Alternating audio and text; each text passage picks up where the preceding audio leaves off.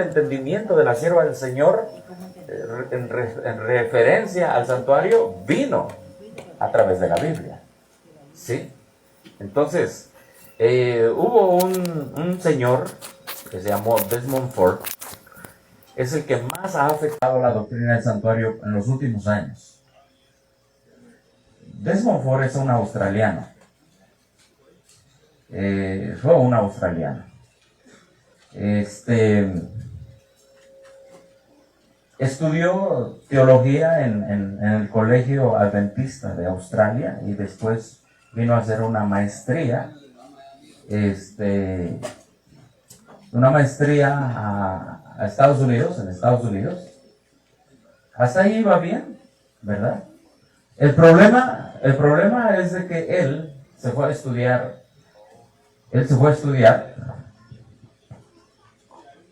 Permítanme un momento, aquí los camarógrafos me están diciendo que se me había apagado el micrófono. Ok. El problema es de que él se fue a estudiar, y los que están apuntados, o ustedes adventistas deben saber la historia. Él es el que más ha afectado el pensamiento adventista en cuestión de la doctrina del santuario. Se fue a estudiar con uno de los, entre comillas, grandes teólogos del mundo evangélico. Se llama F.F. Bruce. F.F. Bruce, así es, F.F. Bruce. F.F. Bruce es básicamente un futurista. Así de sencillo. El futurista niega el principio día por año. El futurista dice que todo se llevó y se realizó en la cruz del Calvario. El futurista niega que el cuerno pequeño es el papado. Dicen que fue Antíoco Epífanes, ¿sí? Bueno, esos son los preteristas, ¿verdad? Pero ahí entran también los futuristas, son lo mismo, vienen de Roma. Y después llega la iglesia adventista otra vez habiendo estudiado con un futurista, y en 1979 en un colegio adventista después de eso él sigue diciendo allá en Australia, empieza a atacar el santuario. Muchos pastores dejamos de creer como nosotros entendemos en la doctrina del santuario, y lo trajeron para Estados Unidos para enfrentarlo en Estados Unidos. Cuando lo quieren enfrentar en Estados Unidos, hay una reunión muy especial en 1980, se reúne el presidente y una comitiva de teólogos, pero que no habían estudiado a profundidad el santuario como lo habían estudiado los pioneros, y allí les da una, ¿cómo se puede decir? Una zarandeada. Les da una zarandeada tremenda, hermanos, que él les empieza a hablar acerca. Ustedes saben que el principio día por año está tan relacionado con el santuario, porque Daniel 8:14 dice: y él me dijo hasta 2300 tardes y mañanas, y el santuario será ¿qué? Será purificado. Y él dijo: ese principio no es válido, el principio día por año. Y les dijo: ustedes los adventistas nada más tienen 2 versos donde se basa el principio día por año, no hay ninguna base más sólida, más firme. Y la mayoría de los adventistas teólogos dijeron: sí, cierto, tiene razón. O sea, le dieron la razón a él. O sea, la mayoría de los teólogos hoy están por compromiso y por salario. La mayoría de los pastores están ahí. ¿Cuántos de ustedes han escuchado a un pastor que explique completamente la doctrina del santuario en profundidad con todas las bases? No, porque la mayoría piensa ya como este señor que ya murió, Desmond Ford. Él acaba de morir hace unos años atrás. Sin embargo, su esposa, que fue expulsada o fue desfraternizada juntamente con él, continúa mandando videos en YouTube y continúa diciendo a la gente sobre su doctrina. A grandes rasgos, él influenció para que el pueblo adventista hoy no tuviera una fe certera acerca de Cristo y su ministerio en el santuario celestial al final de los 2300 tardes y mañanas. Él influenció en eso, ¿sí? Tan grande es su influencia que la tenemos en las 28 creencias. Bueno, no la tenemos porque nosotros ya no queremos esas 28 creencias, ¿amén? ¿Sí? Entonces, por esa razón nosotros vamos a estudiar este tema. Y otra de las grandes influencias que él tuvo dentro de la iglesia adventista y que está en las 28 creencias, dice: la expiación se llevó a cabo, ¿en dónde? En la cruz. No no posteriormente, así. Y es lo que vamos a estudiar nosotros esta mañana. La necesidad de un santuario celestial y la expiación. Esperemos nos dé tiempo. Si no terminamos hoy, espero hacerlo, el día de mañana continuaremos con otra presentación. Y el día de mañana, a las 6 de la mañana, otra vez, hermanos que están mirando este tema, que están viendo este tema, el día de mañana a las 6 de la mañana vamos a estar aquí, frente a las cámaras otra vez, porque otro ataque grande es de que en el cielo no hay santuario, así de sencillo, un ataque grande, y eso lo piensan la mayoría de los evangélicos, y con la Biblia, traigan su Biblia, vienen algunas traducciones malas, sobre todo en el libro de Hebreos capítulo 9, mañana vamos a estudiar Hebreos capítulo 9 en relación a los lugares celestiales. ¿Está bien? ¿Sí? Pero hoy vamos a estudiar la necesidad de un santuario y la expiación. ¿Está bien? Sí. Bueno, esta cita es muy famosa, es una cita de la hermana White. Dice, en el futuro surgirán engaños de toda clase. Esta es una cita que está tomada de un artículo muy grande. De un artículo dirigido a la iglesia de Battle Creek en Michigan. ¿Sí? Y ella les está hablando a los hermanos de Battle Creek en Michigan de que sigan adelante, no importa lo que esté pasando, que sigan adelante, dice. Y necesitamos, ¿qué dice ahí, hermano? Terreno sólido. Terreno sólido para nuestros pies. ¿Dónde encontramos el terreno sólido, hermano? En la palabra de Dios. Nosotros podemos saber la doctrina del santuario, pero necesitamos tener terreno, ¿qué? Terreno sólido, terreno firme, una base inconmovible, inamovible. ¿Sí? ¿Por qué, hermanos? Porque, vamos a seguir leyendo, necesitamos, ¿qué dice otra vez? ¿Es lo mismo terreno sólido que columna sólida?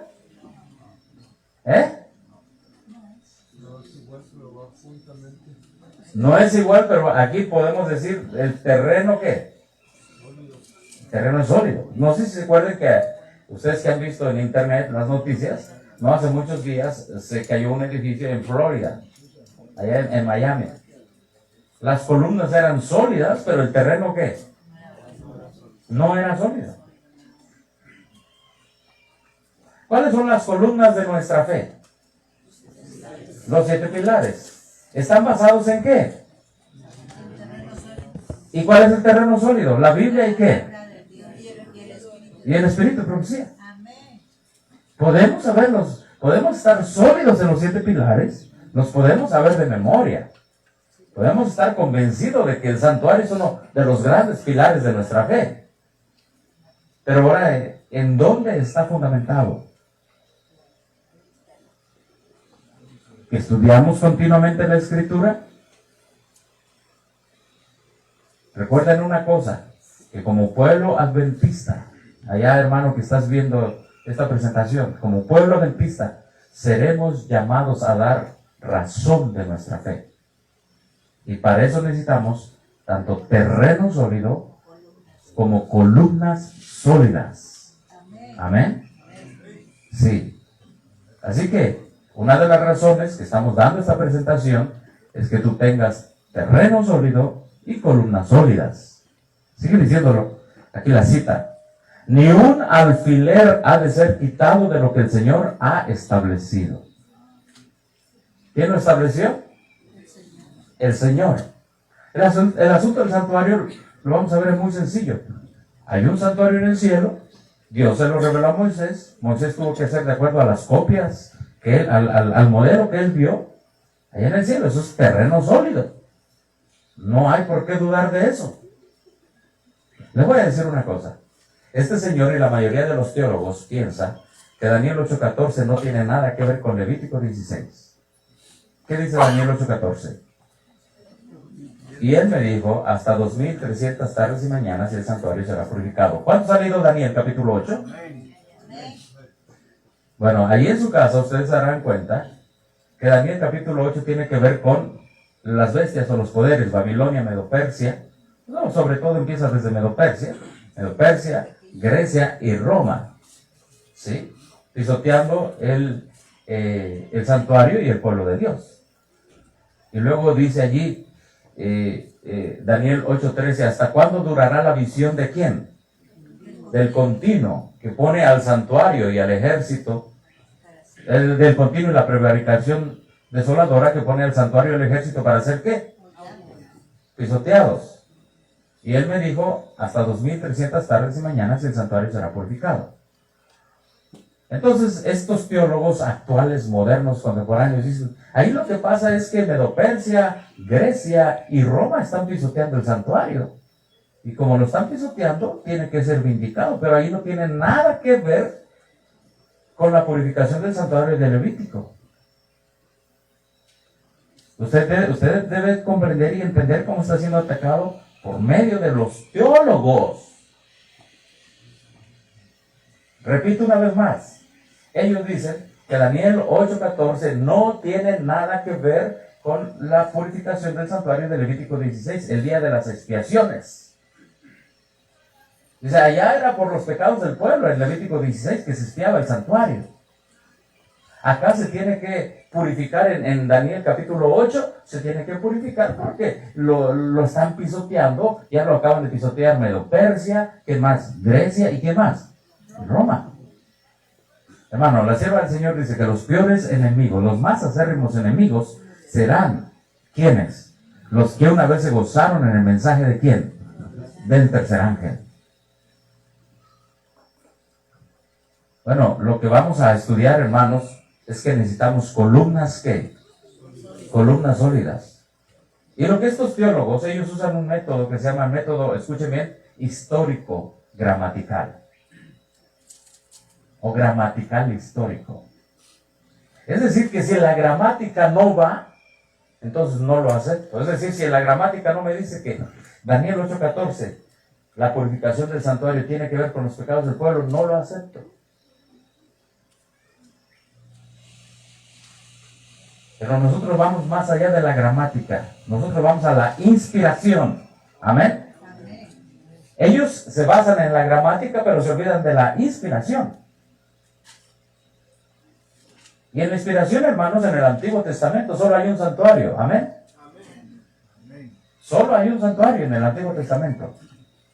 En diferentes maneras. El tabernáculo de Moisés, el templo de Salomón, etcétera, ¿no? Las visiones que se le dieron a Ezequiel de un templo que no se construyó, el templo de Ezequiel.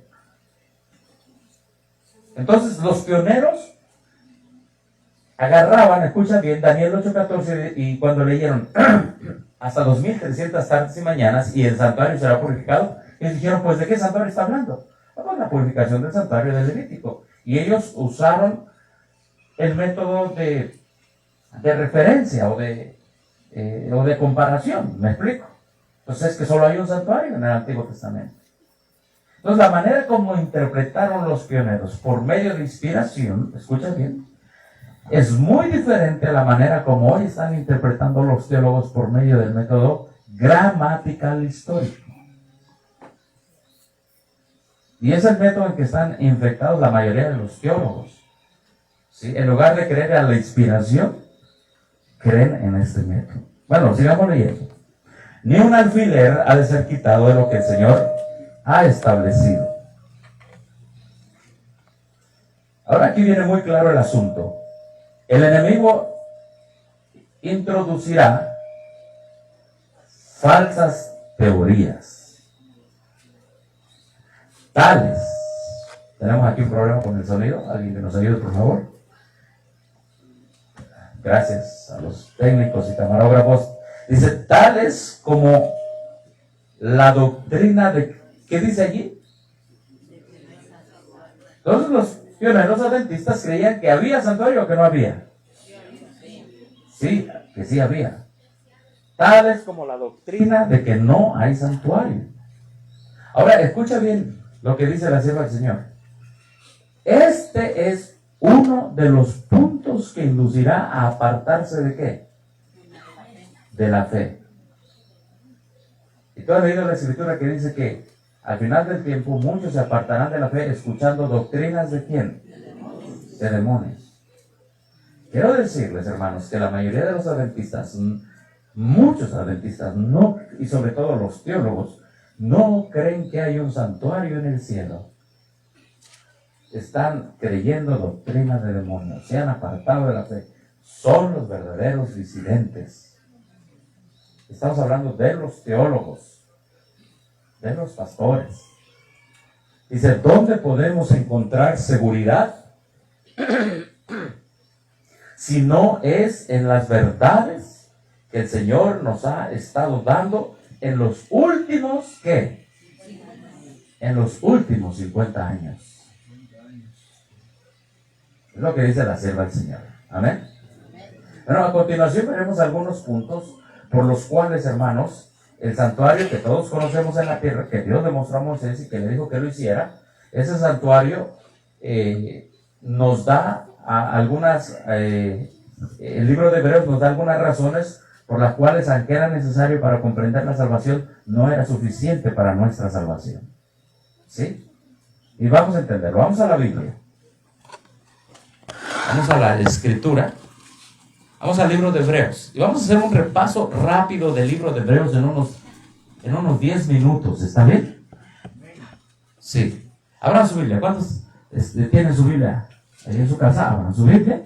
¿Verdad? Y donde quiera que usted esté, abra su Biblia. ¿Verdad? Si está debajo de muchos árboles, si está allá metido en la ciudad, abra su Biblia. Dice la Escritura. Vamos al libro de Hebreos. Vamos a tardar 10 minutos mínimo en comprender y entender lo que nos dice el libro de Hebreos. ¿Traen sus Biblias? Dice Dios, Hebreos capítulo 1, habiendo hablado, ¿qué dice? Hebreos capítulo 1. Dios habiendo hablado muchas veces y de muchas maneras en otro tiempo a los padres, ¿por quién?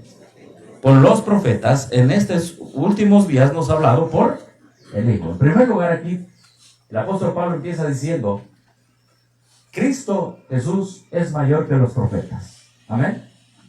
Mayor que todos los profetas. Mayor que Daniel, mayor que todos los profetas. Sigue diciendo la Escritura: a quien constituyó heredero de todo y por quien asimismo hizo el universo, el cual, siendo la imagen, el resplandor de su gloria y la imagen misma de su sustancia, a quien sustenta todas las cosas con la palabra de su poder, habiendo efectuado, ¿qué dice? La purificación de nuestros pecados, por medio de sí mismo se sentó a la diestra de la majestad de los cielos. ¿Y qué dice el verso 4? ¿Hecho qué? Hecho superior ¿a quién? Jesús es superior ¿a quién? A los profetas, y Jesús es superior a los ángeles. Amén. Bueno, Él es el autor de nuestra salvación.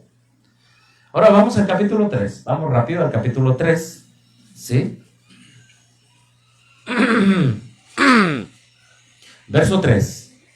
Dice: porque de tanta mayor gloria que Moisés es estimado digno de este, cuanto tiene mayor honra que la casa al que la hizo, el que la hizo.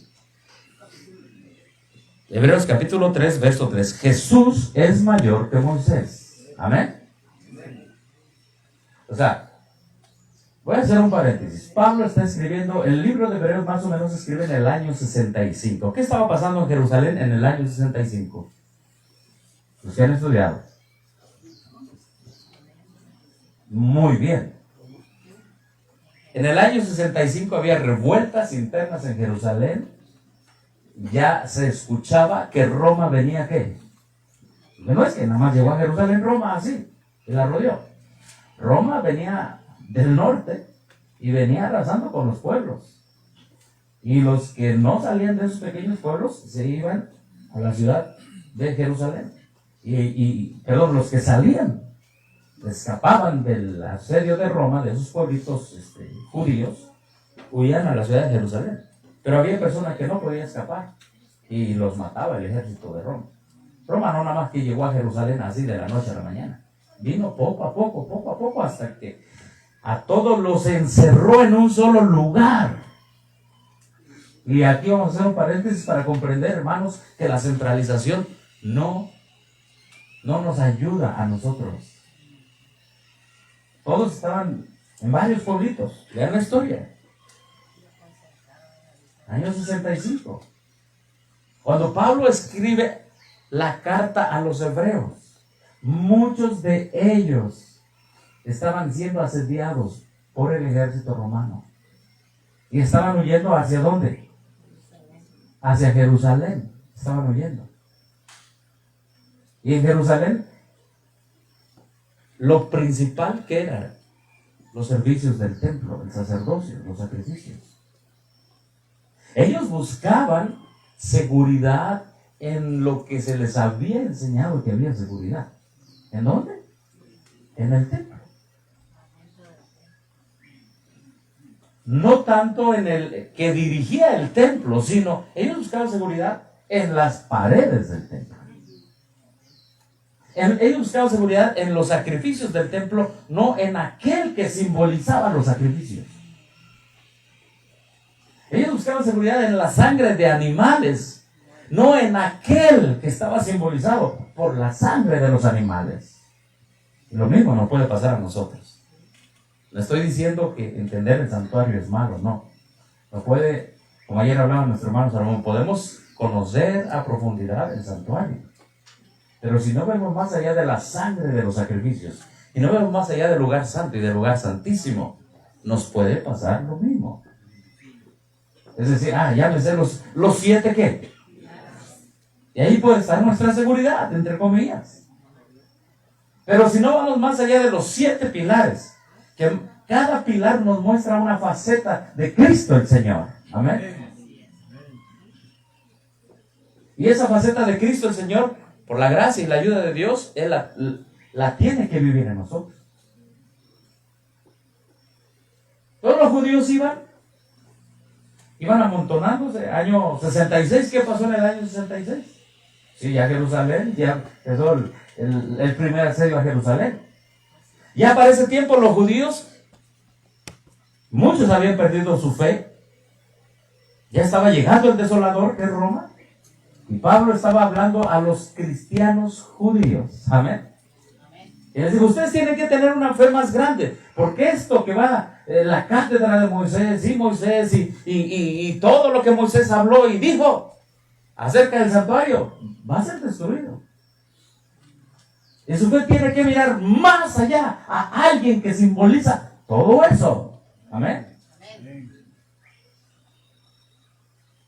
Hermanos, si estamos viendo esta serie de temas que se están dando aquí, es para que nuestra fe vaya más allá de nuestra doctrina, que es correcta, de nuestra base sólida de la Biblia y del Espíritu de Profecía, que es el correcto.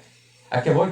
Recuerden que muchas veces el pueblo judío basaba su fe, tenemos el arca, y ahí la llevaba, ¿verdad? En defensa, aunque ellos se habían portado, ¿qué? Mal. Pero ellos tenían fe en el arca.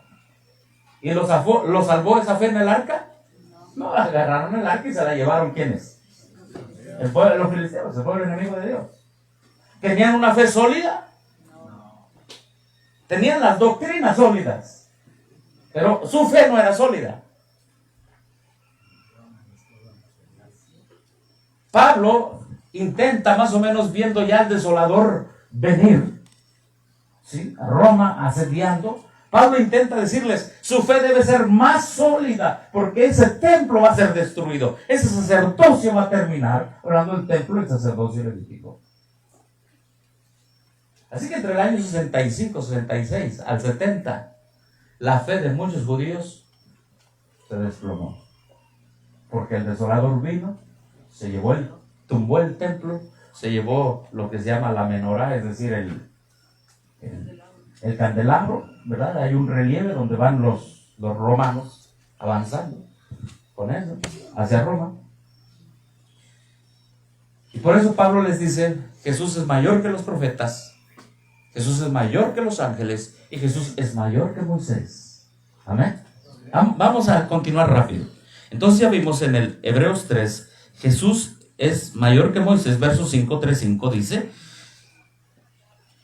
y Moisés a la verdad fue fiel en toda la casa de Dios como siervo para testimonio de lo que se iba a decir, pero Cristo como hijo de Dios sobre su casa, la cual casa somos quienes nosotros, si retenemos firme hasta el fin la confianza y el gloriarnos en la esperanza. Amén. En la esperanza. En el capítulo 4 tenemos el verso 4, dice: por lo tanto en cierto lugar dijo así el séptimo día, y reposó Dios todas sus obras en el séptimo día. Ok. Miren, hermanos, los judíos guardaban el séptimo día. ¿Cuántos guardamos el séptimo día? Levante la mano. Allá en su casa, ¿dónde está? Puede estar quizá en la montaña, ¿verdad? Bajo una palapa. ¿Por qué Pablo les dice allí y les habla del séptimo día? ¿Por qué les dice? Los judíos pueden estar guardando el séptimo día sin quién, sin aquel que es mayor que el templo, sin Jesús. Entonces en el capítulo 4 tenemos a un Jesús en que se puede encontrar el descanso del sábado. Amén.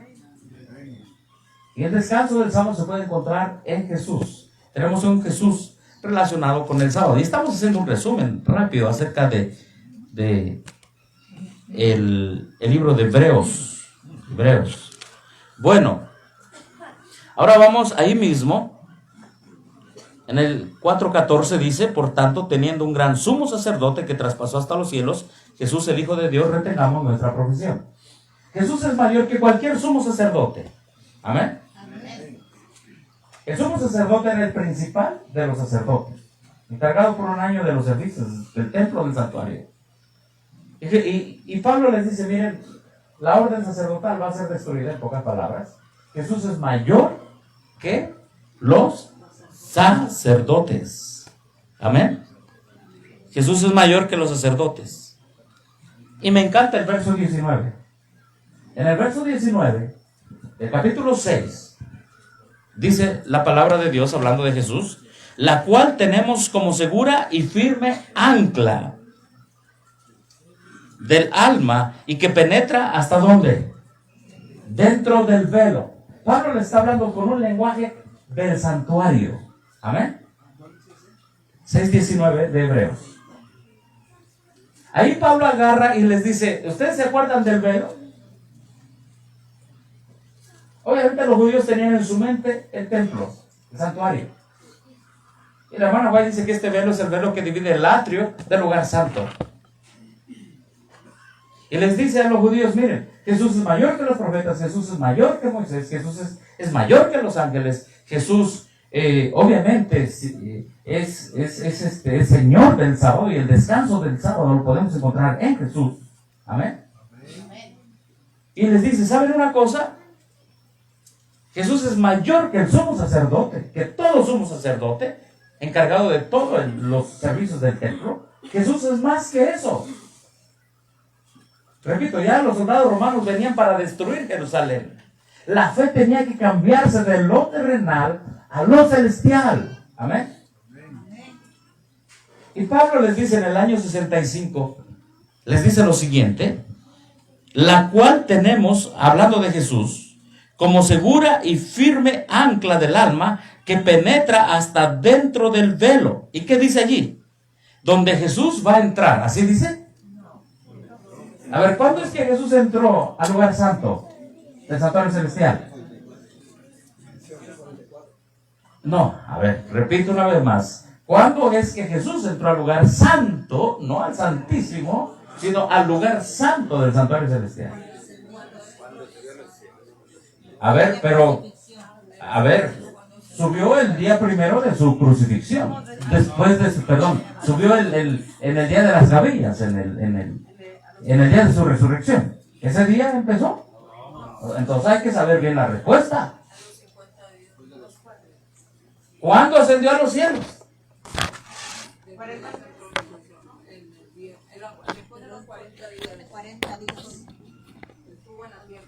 después de los 40 días. Pero tenemos que entender una fría frase de la hermana White. Dice que cuando el Espíritu Santo cayó, era señal de que había iniciado su obra como sacerdote y rey. ¿Y cuándo cayó el Espíritu Santo? Entonces tenemos que entender varias cosas, hermano. Necesitamos terrenos sólidos en nuestra fe. Porque tú puedes decir, bueno, puede ser el primer día cuando fue a las gavillas a presentarse como las gavillas. Puede ser a los 40 cuando él ascendió. O ya estando ascendido en el cielo, después de 10 días a los 50, fue que inició su obra sumo sacerdotal. Pues debemos tener terreno, ¿qué? Sólido. Si no te va a llamar ese sacerdote del toro y te va a dar una zarandeada. ¿Saben que la mayoría de los zarandeados por ese sacerdote del toro es gente que no estudia? Es como si Goliat se agarrara con un judío que no iba como David, preparado. 40 años zarandeando, 40 días, ¿verdad? Zarandeándolos un Goliat. Eso es el toro.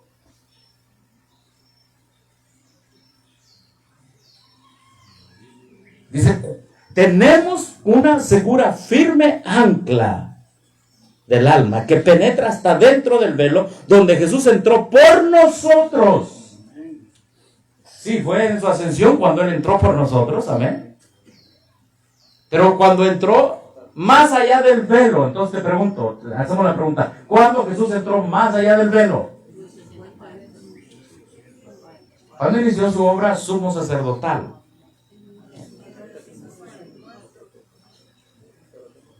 Como precursor nuestro. Antes, a los 10 días, estuvo 40 días aquí en la tierra. Hacemos un resumen rápido, esto lo predicamos hace 8 días en otro lugar. Cristo muere, el primer día de la semana asciende al trono, como la gavilla mecida. Ese mismo día regresa, está 40 días. Al día 40 sube otra vez, empieza el proceso de entronización, dice la hermana White. Tan pronto como esa ceremonia hubo terminado, entonces vino el descenso del Espíritu Santo y era señal de que Jesús había iniciado como rey y como sumo sacerdote. Había penetrado más allá del velo como precursor para ser una segura ancla para nosotros. Amén. Ya en ese tiempo habían pasado, estamos en el año 65. Cuando Pablo está escribiendo esto, ¿cuántos años tenía Jesús ya en el lugar santo más allá del velo? ¿Cuántos años? Más o menos 30, 34.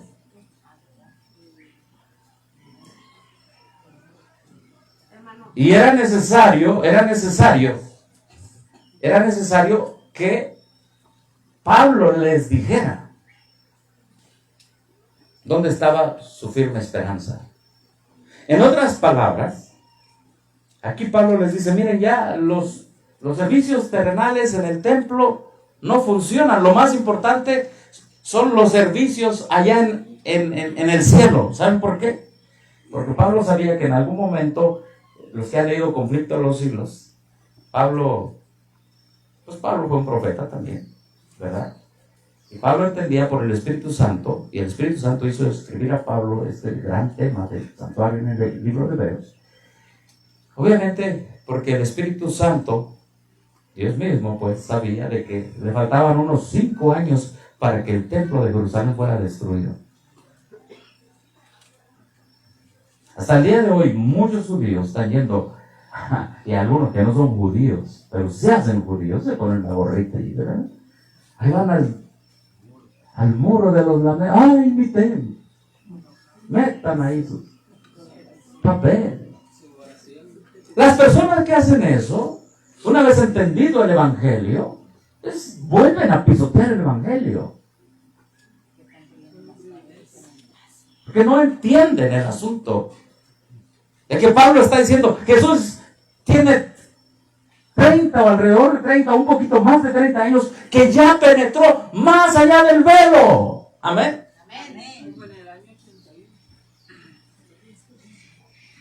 Más allá del velo. En el lugar santo. Hermanos, dice, como precursor hecho sumo sacerdote para siempre según el orden de Melquisedec. ¿Qué está diciendo aquí? Jesús es más grande que Melquisedec. Amén. ¿Quién fue Melquisedec? Sumo sacerdote en los tiempos de Abraham. Y luego más adelante dice, por el tiempo, más adelante dice, Jesús es más que Abraham. Amén. Y más adelante dice, Jesús es más que Aarón, el sacerdote. Hermanos, fíjate lo que dice la Escritura. Quiero que meditemos un minuto en esto. 6:19 dice, lo cual tenemos como segura y firme ancla del alma y que penetra más allá del velo. ¿Para qué sirve un ancla? ¿Para qué sirve un ancla?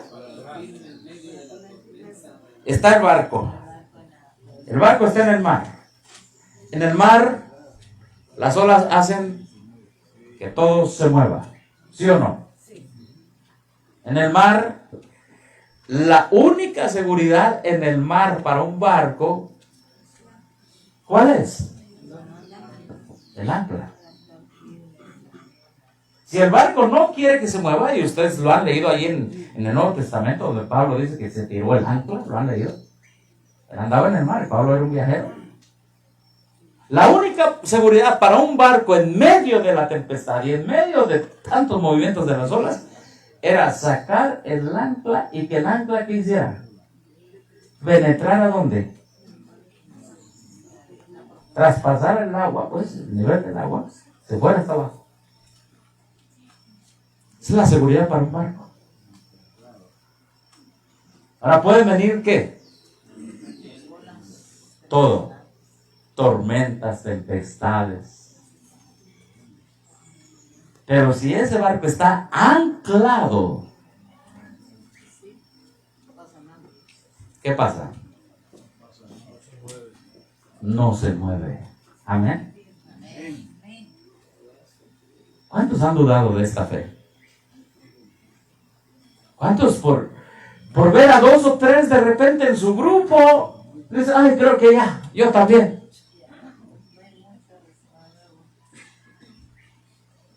¿Cuántos porque aquel hermano o aquella hermana con que salieron de la apostasía, a ver, y ella o él o una familia o un grupo entero o un instituto entero regresó a la apostasía? Ay, pues ahí se sienten como barcos sin qué, sin ancla, y ahí se los lleva el viento ecuménico otra vez a Babilonia. Barcos ecuménicos sin ancla. Pablo les dice, va a venir el ejército romano, en pocas palabras.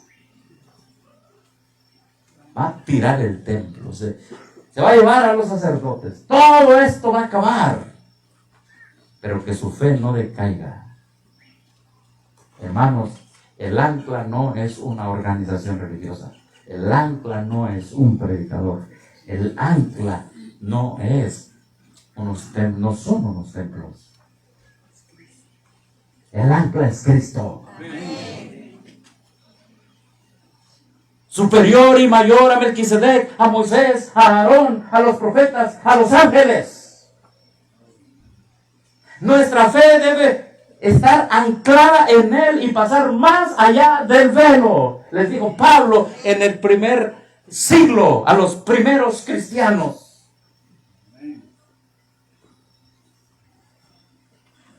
Y a todos en algún momento nos llega el dolor o la muerte de un familiar. Y algunos, si no estamos anclados, nos vamos a ver y decimos como María y Marta, es que Señor, si no hubieras estado aquí, mi hermano no hubiera qué. Ellos tenían base sólida, tenían una doctrina intelectual sólida.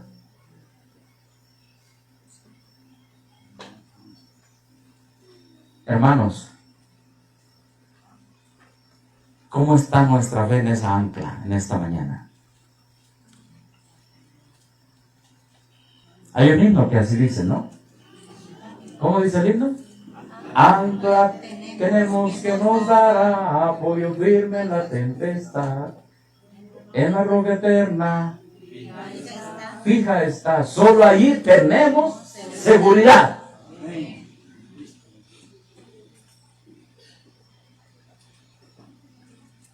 Y el propósito de estos temas que están dando enfrente de la cámara es que nuestra fe siga. Dice que Él entró como precursor nuestro. Amén. ¿Cuánto peligro hay en este mundo y en este país? Al viajar, cuando vas a hacer la obra misionera, ¿cuánto peligro hay? Pasamos en medio de balaceras, pasamos en medio de asaltos, pasamos en medio de muertos, pasamos en medio de personas que a lo mejor tienen intenciones malas para nosotros. Pero vamos caminando, vamos avanzando, porque el ancla segura y firme, Cristo Jesús, está con nosotros y nosotros hemos confiado en Él.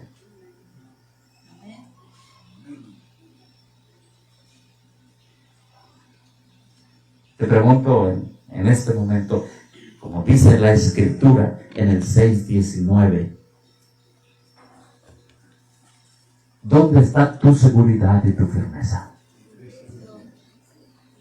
En aquel que en el primer siglo entró al lugar santo. Y en 1844 pasó al lugar santísimo. Firme y segura ancla que penetra más allá del velo. Y Dios quiere que después de este tema y de todos los temas que se ven aquí enfrente de la cámara, quiere que nosotros no vayamos confiando en el predicador, quien sea el predicador.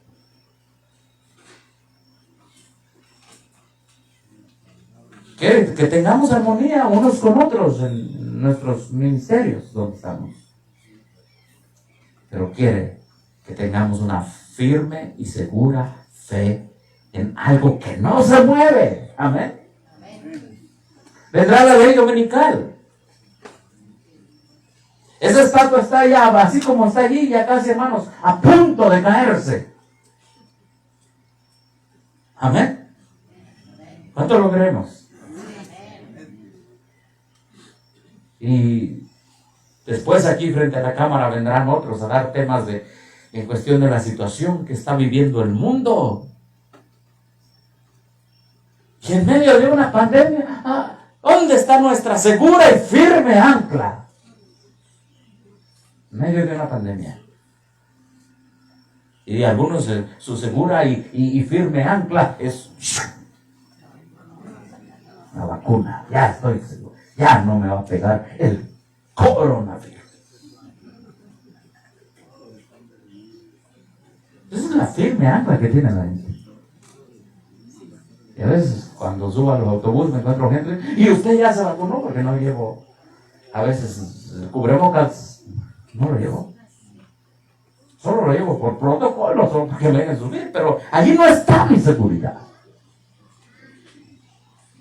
No está, si no me dejan entrar. No está mi seguridad allí en eso. Oh, hermano, Dios quiere que practiquemos nuestra fe. Pablo le está diciendo eso a los hebreos. Amén. Bueno, qué precioso es tener una fe pura en Jesús. Hermano, si hasta allá va nuestra fe no va a ser sacudida, hundida, porque ese es el propósito del ancla en el barco. Que el barco permanezca en el mismo lugar.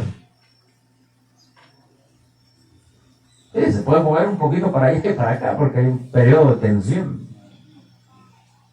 Pero el lugar no se va a mover. En otras palabras, Pablo lo que está diciendo a los hebreos es: no quiero que se muevan en ese momento del lugar santo a donde Cristo ha entrado. Y lo que no entiende de Montfort, lo que no entiende la mayoría de los teólogos que niegan que Cristo pasó al lugar santísimo, es que lo que Pablo está haciendo énfasis en hebreo es que Cristo acaba de pasar al lugar santo en el año 60, ya para el año 65 ya había pasado. Por eso dice, entró más allá del velo. Tenía más o menos unos 30 años que había pasado y no lo entendían. Es como ahorita muchos adventistas y muchas personas no entienden que desde 1844 ese Cristo que penetró más allá del velo, allá en el año 30, en la Ascensión, y en el año 65 ya estaba allí, y era un ancla para el pueblo de Dios. En 1844 pasó esa misma ancla, amén, al lugar santísimo. Muchos no lo entienden. Y esta pandemia ha hecho que se muestre qué ancla tienen. Lo que ha hecho. Vamos a ver unas razones por las cuales Pablo dice en Hebreos, Cristo es superior a todos, Cristo es nuestra ancla. ¿Por qué? Porque lo que está aquí era necesario, pero no suficiente para nuestra salvación. El santuario era necesario para comprender la salvación, pero no era suficiente el santuario terrenal. Se necesitaba una firme ancla. Amén. En primer lugar, el primer punto es de que el santuario de la tierra no era suficiente, no estaba completo para nuestra salvación, porque había sacrificios continuos. Todos los días, el holocausto, en la mañana y en la tarde, y las continuas ofrendas, sacrificios continuos. Por eso se necesitaba un solo sacrificio. Amén. Y mientras hubiese sacrificios continuos, sí, en el año 65, aunque Cristo ya había ascendido al lugar santo y penetrado más allá del velo, los judíos no habían entendido que ya Cristo había penetrado más allá del velo y seguían haciendo sacrificios continuos. Y como no lo habían entendido por la buena, ahora por la mala. Muy pronto vendría el desolador Roma y se quitaría esos sacrificios, ¿qué? Continuos, literalmente, porque ellos no entendieron que Cristo en la cruz del Calvario quitó el sacrificio y la ofrenda. No lo entendieron. Así que si no lo entendieron de manera espiritual, lo entendieron por medio del desolador. Y a la fuerza lo entendieron. Todo adventista que no entienda que tenemos una firme ancla en el lugar santísimo y que sus templos no tienen valor, pueden valer 6 millones, ¿sí? Pueden valer 30 millones, ¿no? Que esas iglesias centrales, suntuosas, lujosas, la central, la madre de todas las iglesitas filiales, no tiene valor ante Dios.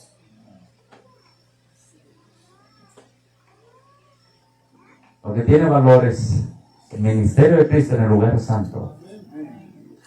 Lo que Él hace por mí. Él es mi mediador, mi intercesor, mi sumo sacerdote, mi abogado, mi hermano ante el trono de Dios. Y eso es lo que tiene valor. Y si no entienden por la buena, lo van a entender por la mala. Porque como están unidos con el Estado, a la ley dominical, y antes de la ley dominical, a la pandemia del coronavirus, se tienen que someter al Estado. Ahí vamos, ahí vamos. Entonces, los judíos, todavía en el año 65 seguían con sus sacrificios en el templo, ahí seguían. Aquí los romanos ya estaban rodeando, ya venían, ellos seguían ahí. No lo entendieron por la buena, lo iban a entender por la mala. Hebreos capítulo 10, verso 1 y 2, mira lo que dice, Hebreos capítulo 10, verso 1 y 2. Pablo les da las razones a los hebreos para decir, ¿saben qué? Ese sacerdocio, todo lo que está pasando ahí en el santuario terrenal, nos proyecta la salvación, pero son sombras de la salvación. Porque la ley teniendo, Hebreos capítulo 10, verso 1 dice, porque la ley teniendo la sombra de los bienes venideros, no la imagen misma de ¿qué? ¿Qué te está diciendo ahí? Hermano, el santuario terrenal El templo que están por destruir los romanos en el año 70 es sombra de un santuario donde Cristo ya se metió. Amén. Eso es. Dice, pero no es la imagen misma de qué cosas. De la salvación, de las cosas celestiales. ¿Qué dice allí? Nunca qué. Nunca puede, por los mismos sacrificios que se ofrecen, ¿qué? Continuamente cada año, ¿qué dice? Hacer perfectos a los que se acercan. Ahora dice, ustedes pueden seguir cada año en la mañana y en la tarde ofreciendo holocausto y en el día ofrenda de paz, ofrenda de agradecimiento, ofrenda por el pecado, ofrenda por el pecado de ignorancia, ofrenda por los celos, y los que han estudiado el tema de las ofrendas, ¿verdad? Ustedes pueden hacer todo eso continuamente, y grábense esa frase, continuamente, ¿qué? Cada año, porque eso lo vamos a ver más adelante en el libro de Hebreos, la frase continuamente cada año. Muchos la confunden con el día de la expiación. Continuamente, ¿quién hacía el sacrificio continuo? ¿Dónde se hacía? ¿En el santuario? ¿Sí? ¿Quién lo hacía, el sumo sacerdote o el sacerdote? El sacerdote. ¿Y el sacerdote estaba mandado por quién? Por el sumo sacerdote. ¿Sí? Por eso ustedes van a ver en los evangelios, en el tiempo de Jesús dice los evangelios, y aquel año era sumo sacerdote ¿quién? Anás. Aunque Anás no oficiaba por sí mismo, el que le ayudaba realmente, ¿quién era? Dice Caifás.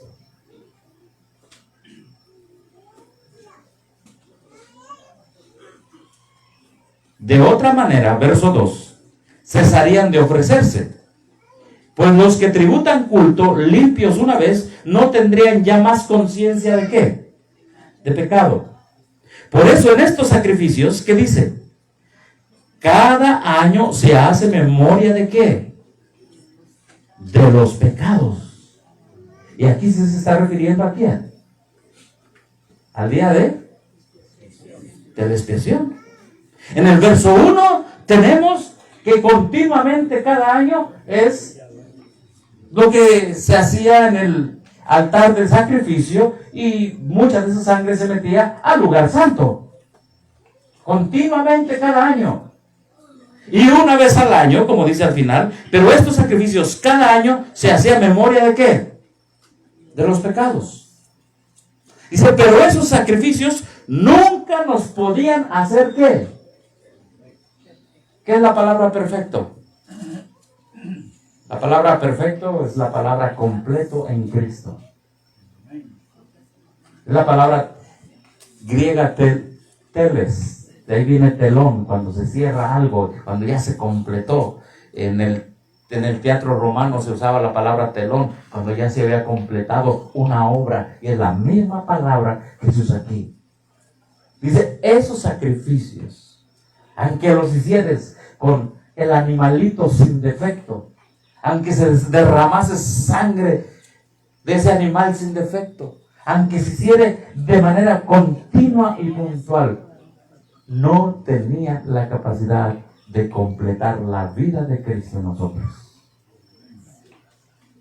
No. Por eso Pablo les dice, miren, hace 30 años que Jesús penetró más allá del velo. Amén. Siglo primero.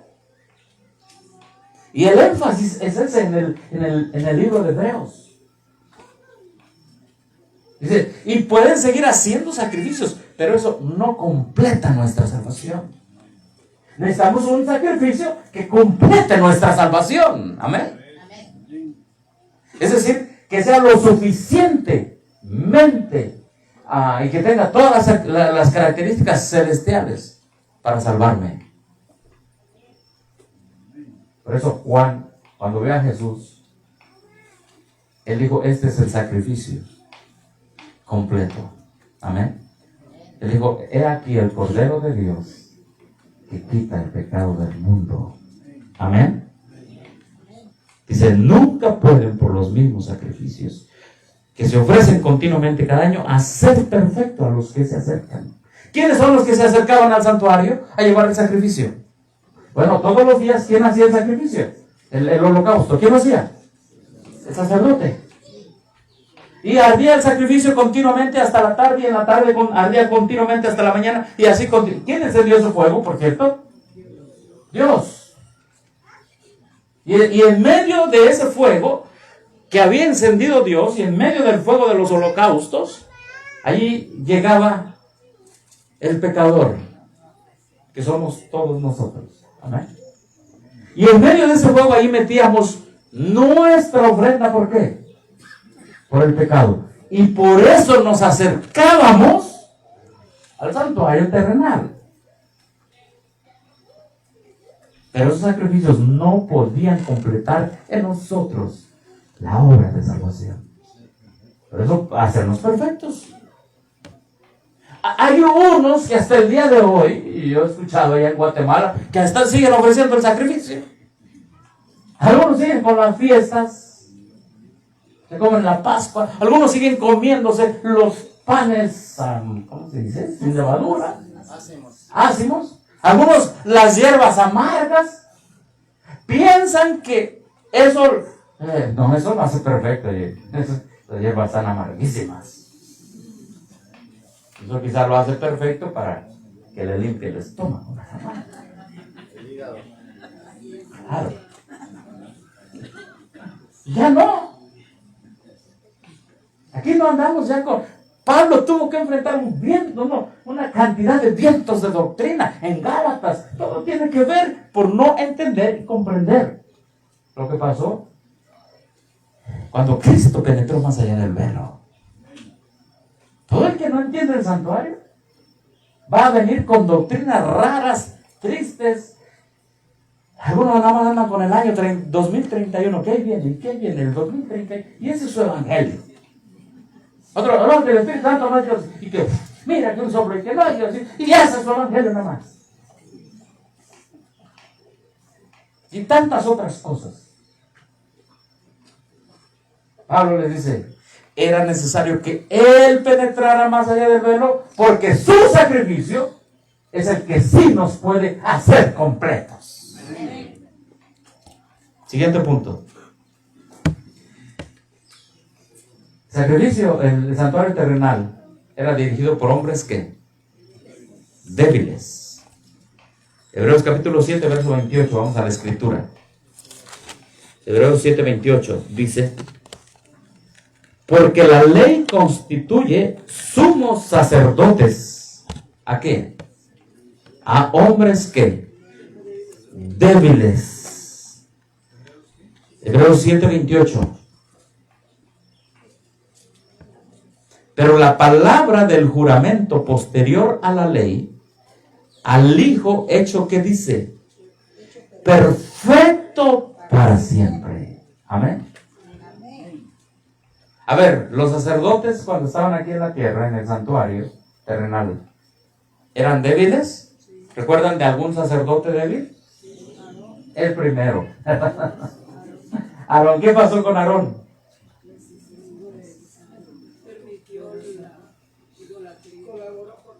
Sí, sus hijos, que eran sacerdotes, sus hijos mismos, fueron débiles. Sí. Y el más débil de todos los sumos sacerdotes fue el que entregó a Cristo. ¿Quién? Anás, Caifás. Porque le pagaron a Judas, entréganos al maestro.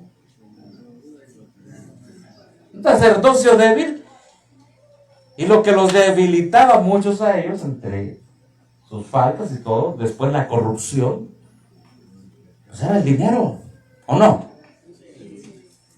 Léanse desde a todas las gentes. Hacían una venta tremenda en el santuario terrenal.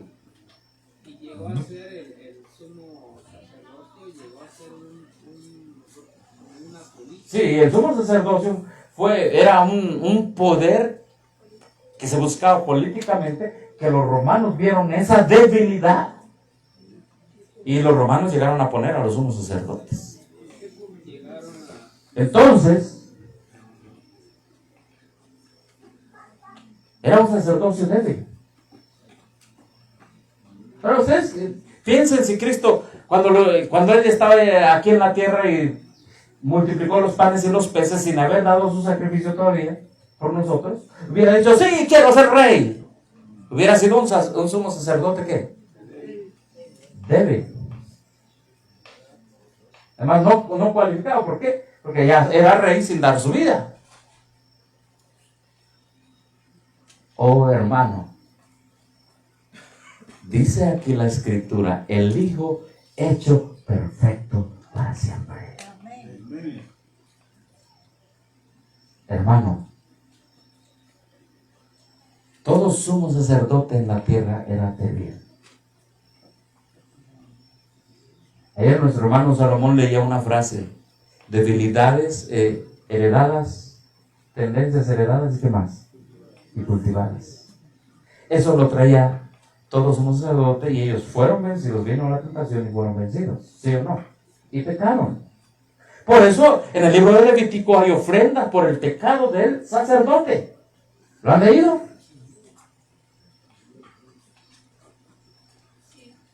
Pero por eso, hermanos, el santuario en la tierra, Pablo les dice, en el año 65, a los judíos les dice, ese ministerio de ese santuario, pues no, realmente no, es una figura de lo que Cristo va a hacer por mí. Pero ustedes todavía están fijando en esos sacerdotes, cuando hace 30 años ya tengo yo a Jesucristo el perfecto, orando, intercediendo, pidiendo por mí en el cielo ante el Padre. Hermanos, no fijemos nuestros ojos en los hombres. Ahorita no hay ningún sacerdocio terrenal. ¿Entendemos? No lo hay. Roma puede decir, oh, ahí están los sacerdotes, porque eso es lo que dicen ellos, ¿verdad? Eso es lo que dicen. No es que es necesario tener un sacerdote, porque en el Antiguo Testamento había sacerdotes. Pero si tú lees el libro de Hebreos, tú dices, sí, pero esos sacerdotes son débiles y tienen que ofrecer ofrenda por su pecado. Porque ellos continúan con ese sacerdocio débil. Fíjense, les cuento. Y esto acaba de pasar. Iba un hermano de sostén propio. Ya eran como las 6 de la tarde. Iba el hermano de sostén propio y dice, de repente adelante va una camioneta y adelante de esa camioneta iba otra con pacas, las pacas que se hacen en el campo. De pasto seco y verde, lo que sea. Y sí, de repente la camioneta ¡pam!, le pega a la que lleva las pacas y botan las pacas. Se pegó tan duro que se chocó todo lo de enfrente y vamos a auxiliar a esa persona.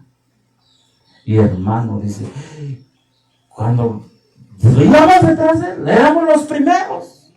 No había ambulancia en ese momento, éramos los primeros. Y a los que les ha pasado eso saben que así es. No tiene que auxiliar. Y corren los vecinos y ahí el hermano ya está. Vamos a sacar al chofer, vamos a sacarlo. Y hermano, que empezamos a sacar al chofer. Venía oliendo alcohol, pero un alcohol tremendo. Con razón te chocaste. Pero dice, pero eso no le quiero decir, hermano. Y cuando el vecino dice, es el padre Mateo.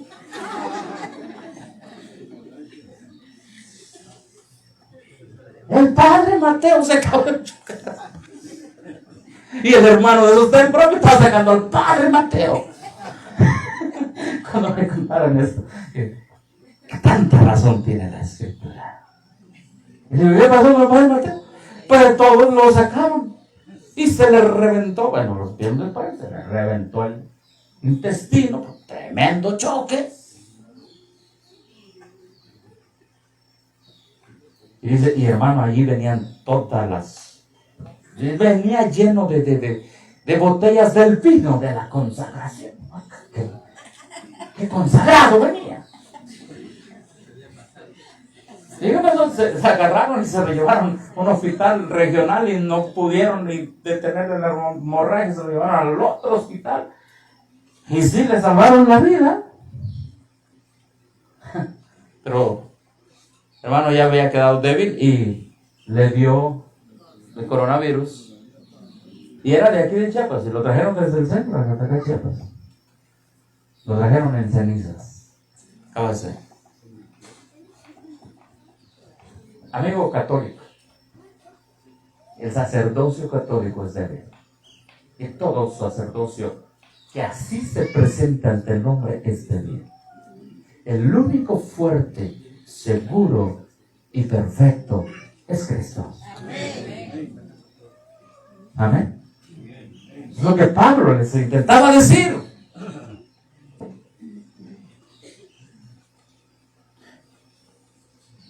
Qué precioso es que nuestra fe no esté en ningún hombre. Y que su fe no esté en el Padre Mateo, ni en el Papa Francisco, ni en Ted Wilson.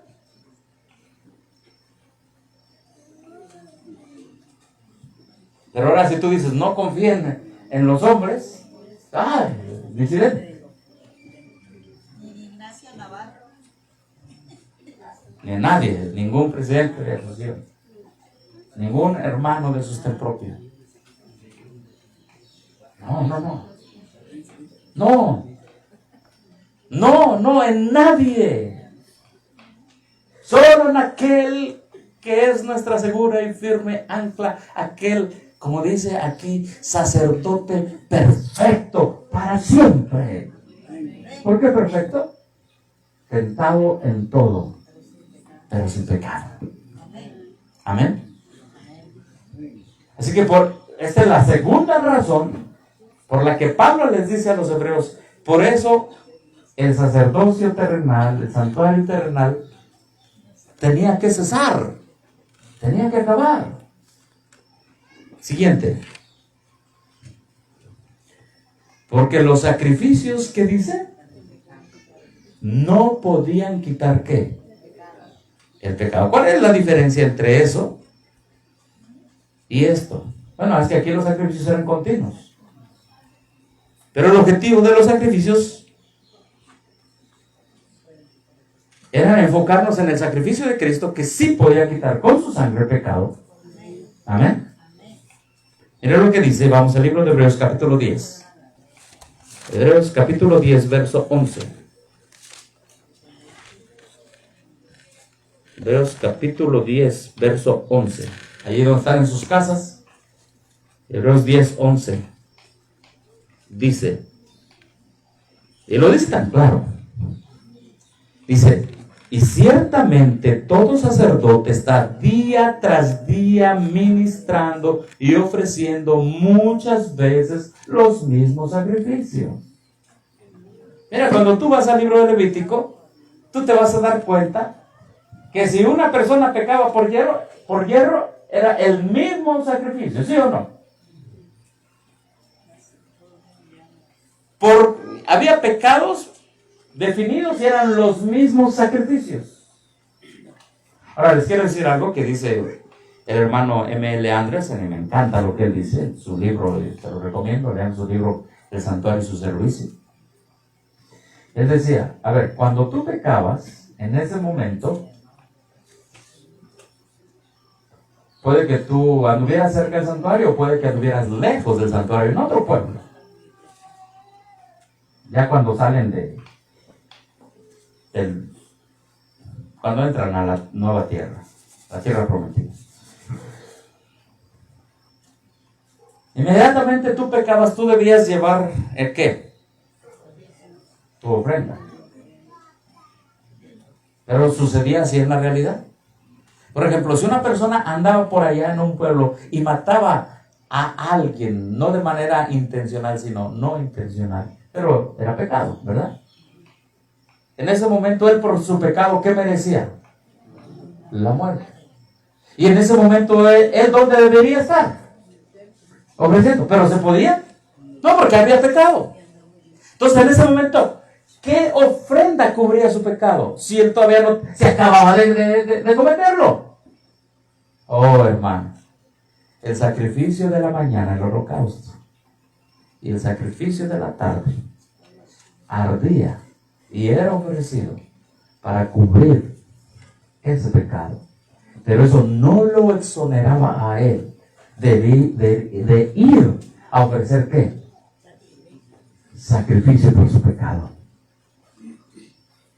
En la vida real, cuando tú y yo cometemos transgresión a la ley, en ese momento, ¿qué merecemos? La muerte. Para no morir tenemos que ir a confesar ¿qué? Nuestro pecado. Pero acabando de pecar, el sacrificio, la sangre del sacrificio, que hace que nosotros no muramos, es la sangre de Cristo. Qué glorioso es el Evangelio. Qué precioso es entender el santuario a la luz del amor de Dios revelado en Cristo.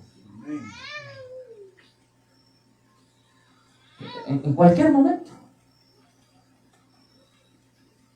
No sé si puedo comentar la experiencia de su hija, hermano, lo que le pasó con...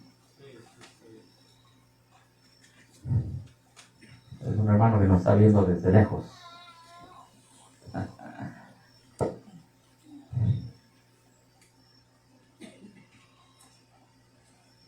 Ellos tienen un negocio y tienen que salir a repartir. Y la hijita de nuestro hermano es una señorita que iba repartiendo lo que venden. Y adelante iba un taxi y se metieron en una colonia. Y enfrente del taxi se pone una camioneta, se bajan unos individuos y les meten unos balazos al que iba adelante del coche donde iba la hija de nuestro hermano. Estaba la hija de nuestro hermano, el taxi y la camioneta que se mete. Se bajan, matan a que está ahí. Y le dice nuestro hermano a su hija: ¿y qué si hubieran seguido contigo? ¿Estabas lista?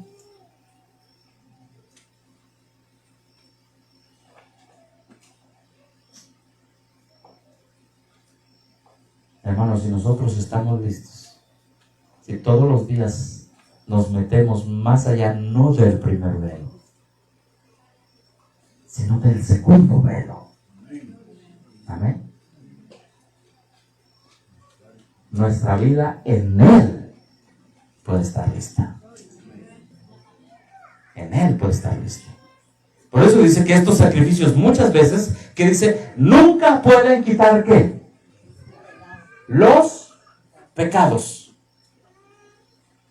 A ver, hermano, la sangre de todos los animalitos. Por ejemplo, el más pobre, que no tenía para una cabra o para un cordero, más pobre, que tenía que llevar. Tenía que llevar una palomita, y supongamos este es el altar. El sacerdote tenía que matar la palomita y exprimir la paloma al pie del altar. Ahí en el altar. Pero tanto sangre de paloma como de machos cabríos, como de cabras, como de corderos, como de becerros, no tenían el poder para quitar el pecado. Eran un símbolo, pero no tenían poder. Por eso algunos están diciendo ahorita, se va a construir el tercer templo, y están emocionados del tercer templo. Y los davidianos dicen, que tenemos que ir hasta Jerusalén y desde allá empezar a predicar el mensaje del tercer ángel. Andan todavía metidos en las sombras.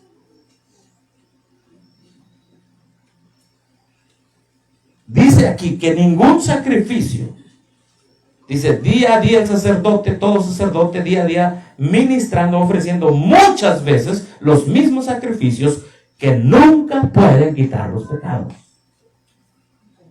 Esa era otra razón por la que lo terrenal tenía que cesar para empezar con lo celestial. Amén. ¿Por qué estamos dando estas razones, hermanos? Porque es necesario que en el cielo Cristo entrara más allá del velo al verdadero santuario, no hecho de manos, para hacer la verdadera ministración. Amén. O sea, tenemos que tener bases sólidas. ¿No tenemos bases sólidas? Viene un vientecito ecuménico. ¿Quién es un vientecito ecuménico? El hermano que te dice, hermano, lo extrañamos y su banca ahí está esperando. Eso es un viento ecuménico. Y si tu ancla no está firme, ¡ay, mi banca! ¡Ay! Muchos que cambian el ministerio de Cristo, su fe en el ministerio de Cristo, por un miserable plato de lentejas. Miserable plato de lentejas. No tienen ancla. Y algunos, repito, pasan situaciones duras y difíciles. Y que dicen, no, yo creo que el ancla perfecta y segura es para otros, para mí no, me abandonó. No me contestó como yo quise. Hermanos, la sangre de Cristo, verso 12. Pero Cristo, habiendo ofrecido, ¿qué dice? Una vez, no muchas veces, para siempre un solo sacrificio. ¿Por qué? Por los pecados se ha sentado a la diestra de Dios. Amén. ¿A quién fue a presentar esa sangre? A la diestra de Dios. Su sacrificio tiene poder para perdonar y quitar pecado. Por eso todos los pioneros hablaban de la victoria sobre ¿qué? Sobre el pecado. Porque hablar de la victoria sobre el pecado es hablar de la obra de Cristo contra el pecado. Amén. Pero ya después de allí surgió un señor que se llama Bullón y dice, no se puede. Surgió un mini cuernito porque es la obra del cuerno pequeño. Hay cuernitos protestantes, entre comillas, que repiten lo que el cuerno pequeño habla contra la ley de Dios, contra el ministerio de Cristo. Dicen, no se puede. Hermano, ahí está. Pablo le está diciendo en el primer siglo, año 65, la obra de nuestra ancla y de su sacrificio es quitar el pecado. ¿Está claro, hermano? Cuando tú te encuentres a Bullón en el YouTube, mándale un mensaje. Hay todavía hermanos que ahí andan embullonados y de nueva teología. Esa es su doctrina de ellos. Ahora, sí, entendemos que por eso Cristo vino a sustituir el santuario terrenal, que era una sombra ¿de quién? De una realidad, de la verdadera ancla. Amén. Y su sacrificio y su sangre presentada a la diestra de Dios en aquel tiempo en el lugar santo, ahora en el Santísimo, es garantía para nosotros. ¿Qué es pecado? ¿Transgresión de qué? De la ley. ¿Y qué dice Apocalipsis 14:12? Aquí está la paciencia de quién? De los santos, los que guardan los mandamientos de Dios. ¿Y tienen qué? La fe de Jesús. Qué tremenda garantía. Qué tremenda garantía. Así que el sacrificio de los animales no podía quitar el pecado. El sacrificio de Cristo sí. Amén. El énfasis, hermanos, en los sacrificios es la sangre. Porque sin derramamiento de sangre, ¿qué dice la Escritura? No hay remisión de ¿qué? De pecado. Hermano, cuando vemos sangre, hay mucha gente que se espanta al ver sangre, ¿verdad? Nosotros cuando vemos sangre, que decimos, ay, rápido, ponle un curita. No, el Padre Mateo, no. Una bendita ahí, para que no salga.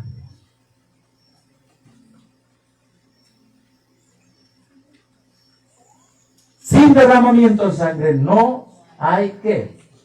Perdón de pecado. No hay perdón de pecado. Vamos a ver lo que dice la Escritura. Hebreos capítulo 10, verso 4. Hebreos capítulo 10, verso 4. Porque aunque era necesario para la salvación el santuario terrenal, no era lo suficientemente completo para salvarnos. Y habían pasado 30 años y el pueblo judío no lo entendía. Por eso Pablo agarra y le escribe a los romanos y les dice, perdón, a los hebreos, y les dice, es que esto es. Bueno, también le escribió a los romanos y le dijo lo mismo, pero de otra manera. De la efectividad del sacrificio de la sangre de Cristo a través del tema de la justicia por la fe. Amén. Pero a los hebreos le está hablando con lenguaje hebreo. Hebreos capítulo 10, verso 4 dice, porque la sangre de ¿qué? De los toros. ¿Y qué más? Y de los machos cabríos no puede quitar ¿qué? Los pecados. Pregunta, hermano, ¿cuándo se ofrecían los machos cabríos en el santuario? ¿Cuándo? ¿Saben que esto lo agarra Desmond Ford? Para decir, ¿ya ven? Que cuando Cristo entró al lugar santo, el día de la expiación, porque está hablando de los animales que se hacían, que se usaban para sacrificio en el día de la expiación. Y dicen, ustedes los adventistas están mal. Y se reunió con los principales cerebros en un rancho llamado Glacier View, en Colorado, Estados Unidos, en 1980. Y llegaron los teólogos y se sentaron, hicieron grupitos. Y después de que terminó eso, esa reunión, dijeron, desfraternizado Desmond Ford. Bueno, ya se acabó. No, es cierto.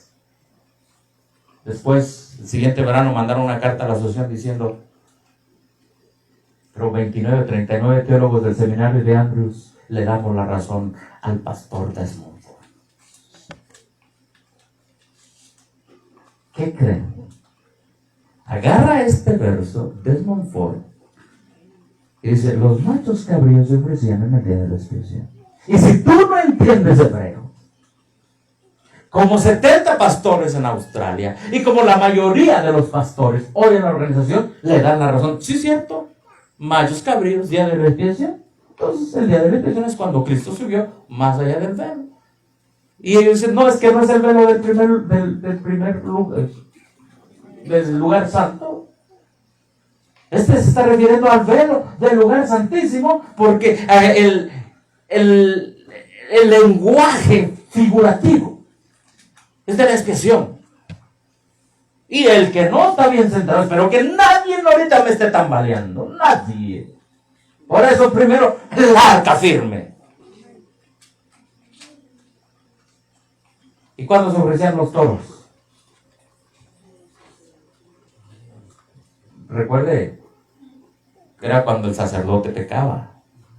Se tenían que ofrecer los toros. Pero los machos cabríos, ya debe ser, ¿sí? Y uno era para Dios y otro para quién. Para el sacerdote. Entonces, ¿cómo le vas a hacer ahí cuando alguien te diga?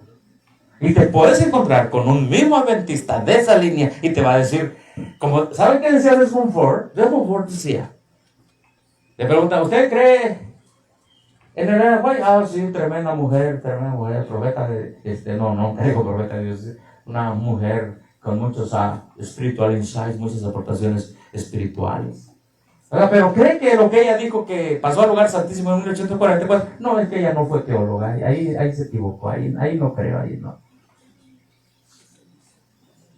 Oiga, ¿usted cree que en 1844 pasó algo?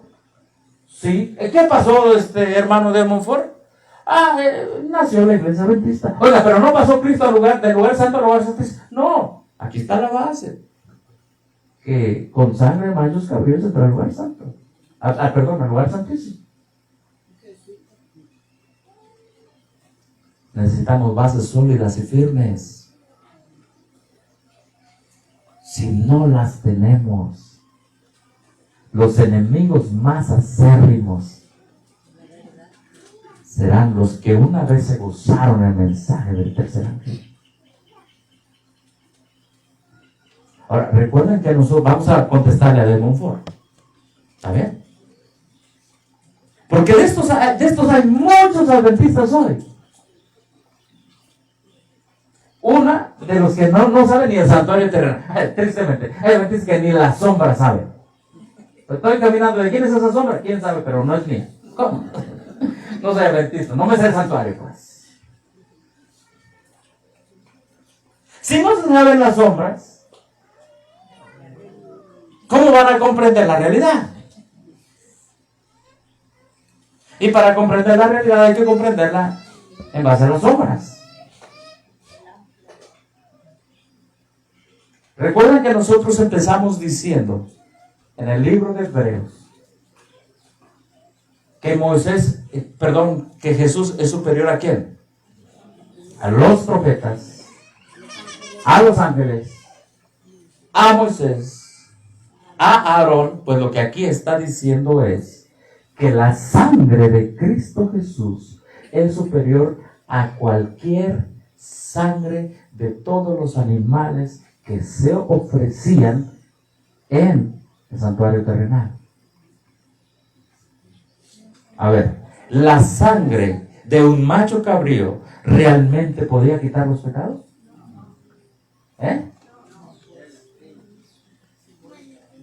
No, la sangre no.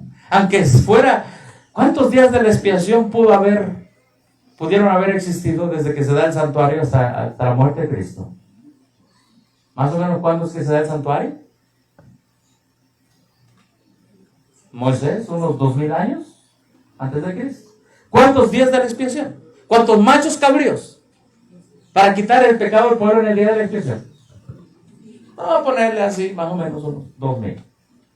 Porque era uno por año, ¿verdad? 2000 machos cabríos para el día de la expiación ser ofrecido para quitar el pecado. No podían la sangre de esos machos en el día de la expiación quitar el pecado. Lo que Pablo está diciendo aquí es que la sangre de Cristo Jesús es superior a cualquier sangre de cualquier animal. Y esa sangre de Cristo sí puede y va a quitar el pecado de los que se acercan a Cristo. Amén, hermanos. Ahora, lo que Desmond Ford dice, zarandeó a muchos. Inmediatamente desfraternizado, 70 pastores en Australia dicen, yo también dejo mis credenciales. Ahí está la base de que cuando Cristo entra al santuario celestial, entró al lugar santísimo, porque dice, no con la sangre de machos cabríos. Lo dice más adelante también. Tiene razón, decían ellos. Y hermanos, muchos fundaron su fe en lo que dijo este pastor. Muchos fundaron su fe. Por eso hoy el adventista dice, escúcheme lo que dice, bueno, pues si tú crees eso, que tiene mucha base, entre comillas. Hermano, ¿sabes para quién tiene base? Para el que no estudia. Para el que no estudia, el error le va a parecer nueva luz. ¿Cierto? Para el que no estudia. Pero cuando comienzas a estudiar, no lo vas a ver error. Perdón, no vas a ver verdad. Vas a ver error en esa falsa propuesta. Muchos se fueron, ¿sí? Y entonces, ¿cuál es la posición del adventismo tradicional? ¿Por qué creen que ellos dicen que hay adventistas centristas, liberales y qué más? Y evangélicos, y todos bajo la misma sombrilla. ¿Qué están diciendo? A mí no me importa cómo tú interpretes si Cristo cuando se fue al cielo entró al lugar santo más allá del velo, o como nosotros creemos, y esta es nuestra base, que fue a iniciar el lugar santísimo, la hora del lugar. No me importa. ¿Sabes qué? Somos adventistas. Y por eso tú encuentras ahí adentro una vasta cantidad de apóstatas.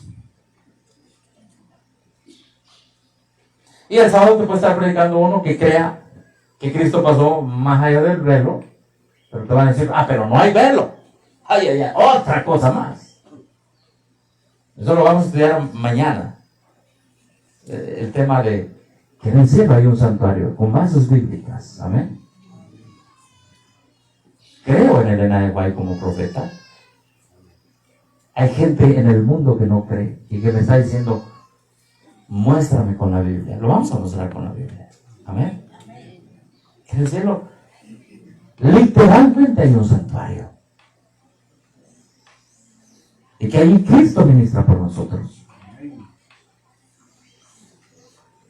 Entonces, hermanos, ese adventismo donde unos creen, otros no creen, otros creen como ellos se imaginan, otros creen degradadamente la doctrina del santuario, pero dicen unidad en la diversidad. Ese es el concepto ecuménico que inventaron los jesuitas después del Concilio Vaticano II. Unidad en la diversidad. ¿Cómo tú crees, hermano ahí en tu casita sentado? Pues yo creo que siempre soy el día de la expiación cuando Cristo subió al cielo. Pero vas el sábado a la iglesia y das tu diezmo. Qué bueno, eres adventista. ¿Tú crees? No, yo no creo en el N.F. René White, como de Montfort, yo creo fue buena en Desato a las Gentes. Qué bonito libro, decía de Montfort. Qué bonito libro el Desato a las Gentes. Pero conflicto de los siglos, cuando dice que hay un santuario, copia del terrenal y que está... No, ahí está mal. Pero guarda el sábado, das tu diezmo. Qué bueno, vente, vamos a comer. ¿Y tú, hermano? No, ya le da, bueno, no creo nada, ni que fue inspirada, ni que fue nada. Eso fue una mujer que no sé qué cosa. No que estaba loca por una piedra que le pegó en la cabeza. Entonces no crees, no. Pero das tus diezmos y obedeces al pastor. Qué bueno. Unidad en la diversidad. Doctrinas de demonios. Qué unidad y la diversidad. Que no creas nada de esos cuentos. Solo la sangre de Cristo, hermanos, que es más valiosa que la de toros y machos cabríos, es la que puede quitar ¿qué? El pecado. Hebreos 9:12. Y hermano, este es el verso que usan ellos los dicen, y no por sangre de machos cabríos ni de becerros. ¿Te das cuenta otra vez? Y te dice estos teólogos que le dieron la razón, los teólogos de antes, a De Montfort, dice, es que tiene razón. Y De Montfort dice, ustedes no saben, pero me han llamado pastores, administradores, y me dicen, tienes razón de esto. Tienes razón. Este señor no vino a zarandear al pueblo. ¿Sabes por qué no vino a zarandear al pueblo? Porque el pueblo no sabía el santuario. Se lo habían quitado desde hacía tiempo, desde el 57, estamos hablando de 1980. Este señor vino a zarandear a la cabeza, a los cerebros. Conocí una persona, 2 personas que estuvieron en esa reunión con él. Solo hubo un latino. 2 de ellos fueron mis maestros. Y él nos contó una ocasión que sí salieron súper zarandeados. Hubo un hermano de sostén propio, historicista, que fue el primero que lo enfrentó. Y que fue invitado aquí a México 2 veces, el hermano Colin Standish, australiano. Su abuelita de Colin Standish había conocido al hermano White en Australia, y él tenía la fe pura adventista. Amén. Y cuando él era director de una facultad en el Colegio Adventista de Australia, el hermano Standish, Desmond Montfort era el director de la Escuela de Teología. Y el hermano Standish fue el primero que se empezó a dar cuenta de la nueva teología que este director de teología estaba enseñando a sus alumnos. Y agarró el teléfono, llamó a la conferencia general y le dijo, hey, ¿está pasando esto? ¿Están negando el santuario? ¿Quién? Este señor, Desmond Montfort.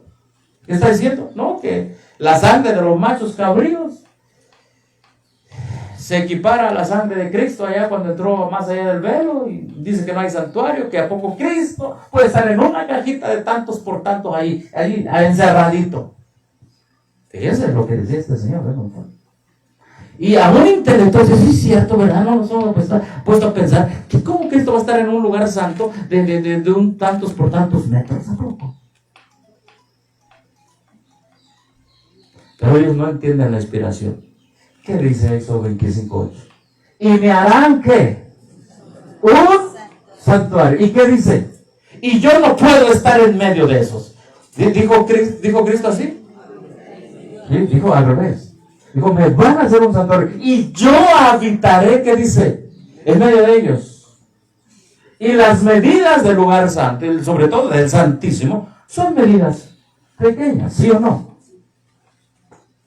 ¿Y ahí estaba la presencia de Dios? ¿Sí o no? Emmanuel, Dios con nosotros. La Shekinah, la presencia de Dios. Ahí estaba en el lugar santo, ¿sí o no? Perdón, en el lugar santísimo. Sí. Incluso en algunas ocasiones la presencia de Dios se manifestaba fuera del santuario.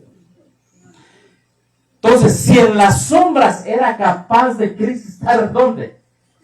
En un cuadrito llamado, ¿qué? Lugar santísimo. Estos teólogos no lo entienden. Ellos dicen, no, ¿cómo es posible que allá arriba Cristo esté en un lugar santísimo también encerrado? No, hermano. El teólogo quiere un razonamiento, bajo un razonamiento, entender la inspiración. Y su razonamiento está bajo la inspiración. Entonces el hermano Standish le dijo, hey, Des, así le llamaba Des. Esta historia me la platicó directamente de primera mano el hermano Standish, el que se enfrentó a esto. ¿Qué le dijo? Conferencia General, acá tenemos un problema, ¿verdad? Como dicen acá, Houston, tenemos un problema. Cuando hay problemas allá arriba en el espacio. En el espacio en el que hay un problema. Y dice, es que le dijeron, eso es allá en un colegio lejos allá. Es un colegio. No te preocupes. Le vuelve a llamar. Varios están aprendiendo un nuevo concepto, que no hay santuario, que todo inició allá el lugar santísimo cuando Cristo se fue. No. Pedimos su ayuda y tuvo que venir personalmente a la conferencia general. Es que les alertó de todo esto fue un hermano historicista, cuya abuelita conoció la fe de parte del hermano White. Y hay algunos sermones ahí traducidos en el internet, por si alguien por primera vez está viendo esto. Y le dijeron, no te preocupes, hermano Colin, le decían. Dice, él es un pececito chiquito en una pecerita chiquita allá. Dice, pero cuando venga acá va a ser dice, él allá es un pez grande en una pecera chiquita. Allá donde está, es un pez grande, porque está con un doctorado. Pero es una escuela chiquita, es Australia. Acá tenemos el seminario teológico adventista. Acá están los teólogos, acá están los peces grandes y gordos. Y ese pececito grandote en una pecerita chiquita llegó a donde estaban los otros pecesotes y se los comió. En aquel concilio de Glacier View en Colorado, esos peces salieron todos comidos. Y a partir de allí, la conferencia general editó el comentario sobre Daniel y Apocalipsis. Un comentario de Instituto de Investigación Bíblica, Biblical Research Institute, Instituto de Investigación Bíblica. Muchos adventistas saben poco esta historia de lo que pasó. Pero lo hicieron, escucha bien cómo lo hicieron la réplica de Mujor. Lo hicieron con un lenguaje que a veces ni ellos mismos entienden. ¿Cuánto más el pueblo? Pues con un lenguaje inaccesible para el pueblo, que solo los teólogos y los configurados para codificar la teología lo pueden entender. Entonces ahorita el pueblo quedó sin ancla y hablando tenemos un ancla, Cristo Jesús. A lo que voy es de que no se le ha mostrado esa ancla al pueblo. ¿Cuál es el resultado? El resultado es un barco sin ancla, en un tsunami llamado ecumenismo, pluralismo teológico. Para eso Dios nos ha levantado, hermanos. Amén. Para volver a las sendas antiguas. Y este es otro verso que usó él. Romanos 9:12, hermanos. Hebreos 9:12. Le da una connotación que si tú no estás bien anclado, te mueve. Estamos terminando. El penúltimo punto dice, los sacerdotes transgreden ¿qué? La ley. Hebreos 7:27 dice que no tienen necesidad cada día, como aquellos sumos sacerdotes, de ofrecer primeros sacrificios por sus propios ¿qué? por sus propios pecados. ¿Cristo Jesús pecó? No. Era necesario un nuevo santuario celestial, porque los sacerdotes eran débiles, los sacrificios eran continuos, la sangre era de animales, el sacerdote pecaba, y eso no nos podía dar seguridad de ¿qué? De salvación. Y también tenía que ofrecer sacrificio por los del pueblo, porque esto lo hizo, ¿qué dice? Una vez para siempre, ofreciéndose a sí mismo. La palabra ahí una vez es la palabra en griego hapax. La vamos a ver más después el día de mañana. Hermano, el día de mañana me gustaría iniciar para aprovechar el tiempo, porque hoy apenas terminamos la introducción. No me dio tiempo de hablar de lo que les quería hablar. No quiere decir que no les quería hablar esto. Es la introducción. Pero si hoy empezamos realmente a hablar aquí ante la cámara a las 6:30.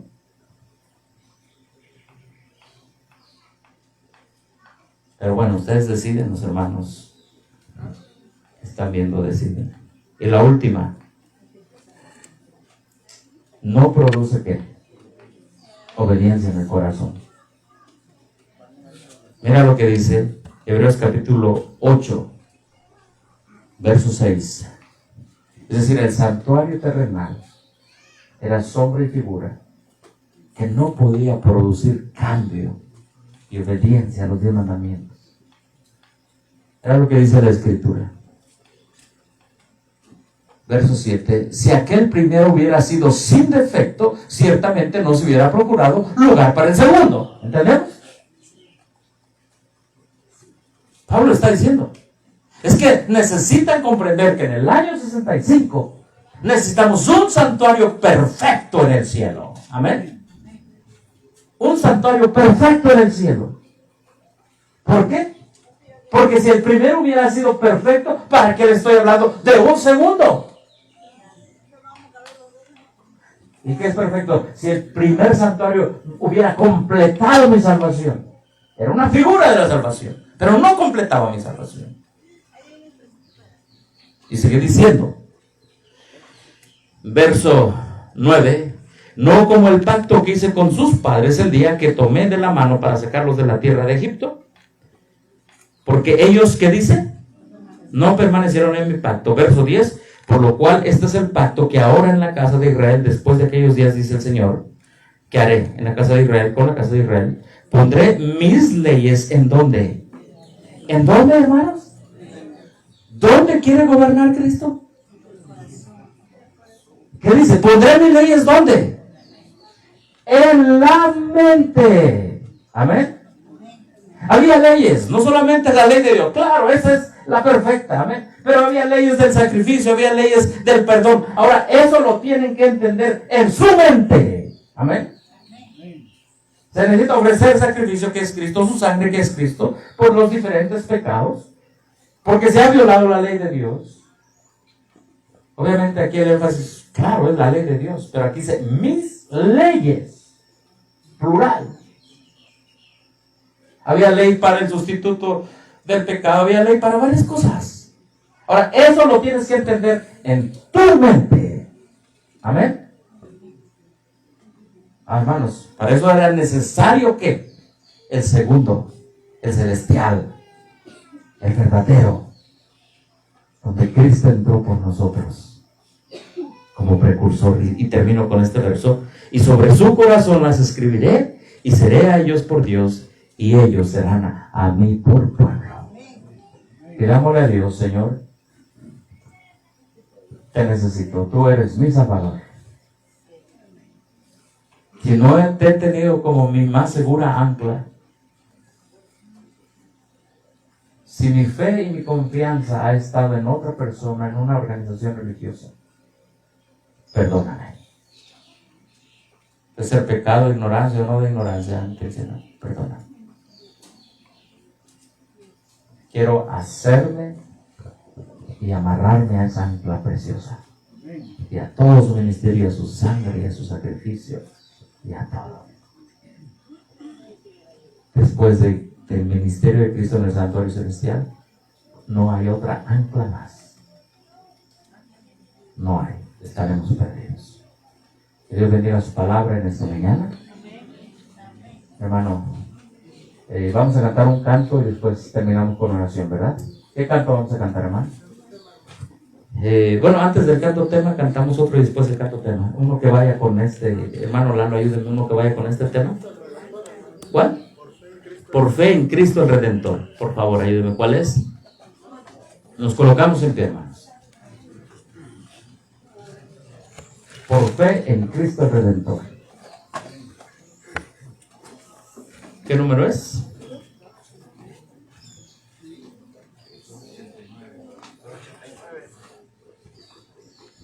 Por favor, hermano. 289. 289, ¿ya? Diríjalo, por favor.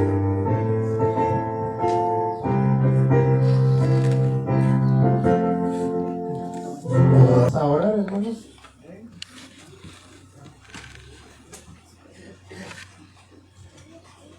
Amante Señor, te damos gracias por el ministerio de nuestro Señor Jesucristo, por un sacrificio perfecto que se llevó a cabo en la cruz del Calvario. Y nuestro Señor Jesucristo ascendió a los cielos para presentar su sangre preciosa por nosotros.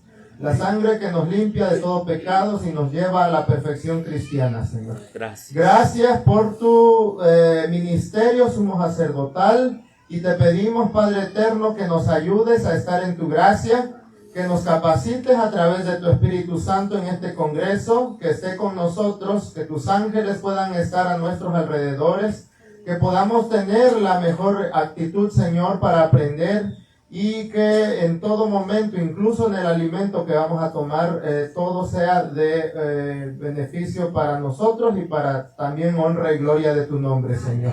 Ayúdanos, bendice mucho las manos de las hermanas que están en cocina preparando los alimentos, que sea de beneficio para nosotros, Señor, y también a ellas, pues darles fuerza y ayúdanos en todo momento. En el nombre del Señor Jesús, amén. Amén.